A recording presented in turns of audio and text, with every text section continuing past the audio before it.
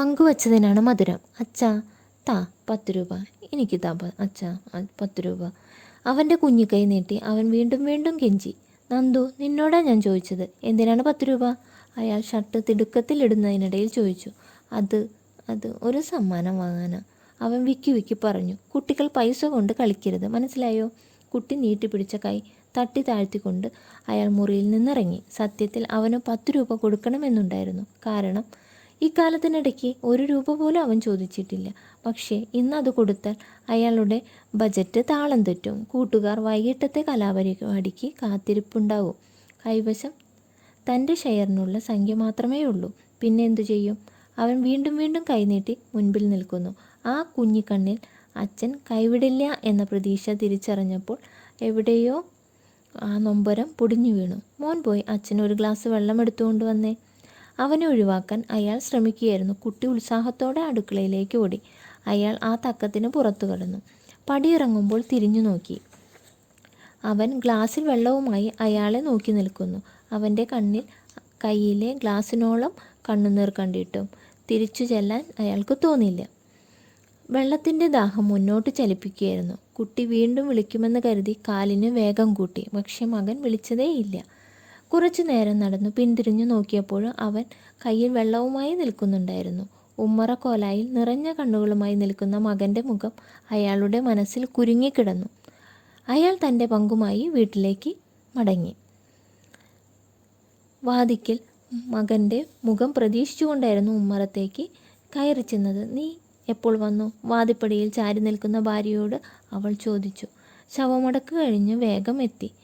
പിന്നെ നിങ്ങൾ എവിടെയായിരുന്നു? എല്ലാവരും ചോദിച്ചിരുന്നു. ആ, മോനെവിടെ? അവൻ ഉറങ്ങി. എത്ര നേരം കാത്തിരുന്നു? നിങ്ങൾ വന്നിട്ട് ഉറങ്ങൂ എന്ന് വാശി പിടിച്ച് കാത്തിരിപ്പായിരുന്നു.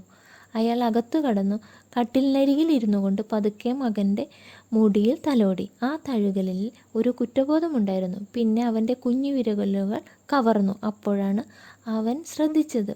അവൻ്റെ കയ്യിൽ എന്തോ ചുരുട്ടി പിടിച്ചിരിക്കുന്നു. അയാൾ ആ വിരലുകൾ വിടർത്തി. ഒരു കൊച്ചു മിഠായി. അവൻ്റെ വിയർപ്പിൽ അത് അലിഞ്ഞു തുടങ്ങിയിരുന്നു. അവൾ ഗദ്ഗദത്തോടെ അയാളെ നോക്കിക്കൊണ്ട് പറഞ്ഞു. ഞാൻ ഇന്ന് രാവിലെ സംസാരത്തിനിടയ്ക്ക് നിങ്ങളുടെ പിറന്നാൾ ഇന്നാണെന്ന് പറഞ്ഞിരുന്നു. അവൻ അത് ഓർത്തു വെച്ച് നിങ്ങൾക്ക് തരാൻ വാങ്ങിയതാ. അവന് ഇഷ്ടപ്പെട്ട ചോക്ലേറ്റ് മിഠായി വാങ്ങണമെന്നായിരുന്നു പറഞ്ഞിരുന്നത്. വന്നപാടെ എൻ്റെ അടുത്ത് കാശ് ചോദിച്ച് ഒരുപാട് കരഞ്ഞു. എൻ്റെ അടുത്ത് എവിടെ നിന്നുണ്ടാവാനാ? അവളുടെ വാക്കിൽ നിസ്സഹായത നിഴലിച്ചിരുന്നു. അവൾ അവൻ്റെ കാൽക്കലിരുന്നു. അവനെ തഴുകി. അല്പനേരത്തെ ഇടവേളയ്ക്ക് ശേഷം വീണ്ടും പറഞ്ഞു. കുറേ നേരം ഉമ്മറത്ത് തന്നെ ഇതുമായി ഇരുന്ന് കണ്ണ് നട്ട് കാത്തിരിക്കുകയായിരുന്നു പാവം. അയാളുടെ കണ്ണുകൾ നനഞ്ഞു. അരയിൽ തിരുകിയ പാതി കുടിച്ച മദ്യക്കുപ്പി ചുട്ടുപൊള്ളുന്നതായി അയാൾക്ക് തോന്നി. അയാൾ എഴുന്നേറ്റു. കുപ്പി തുറന്ന് ആ നിറം കലർന്ന ലായനി മുഴുവനും മുറ്റത്തേക്ക് ഒഴുക്കിക്കളഞ്ഞു.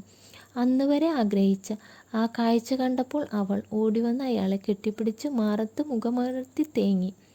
അയാൾ അവളുടെ മുഖം പിടിച്ചുയർത്തി കണ്ണിലേക്ക് നോക്കി ഉറച്ച ശബ്ദത്തിൽ പറഞ്ഞു. ഇല്ല, ഇനി ഒരിക്കലുമില്ല. ശബ്ദം കേട്ട് എഴുന്നേറ്റ മോനും അവനെ വട്ടം ചുറ്റിപ്പിടിച്ചു.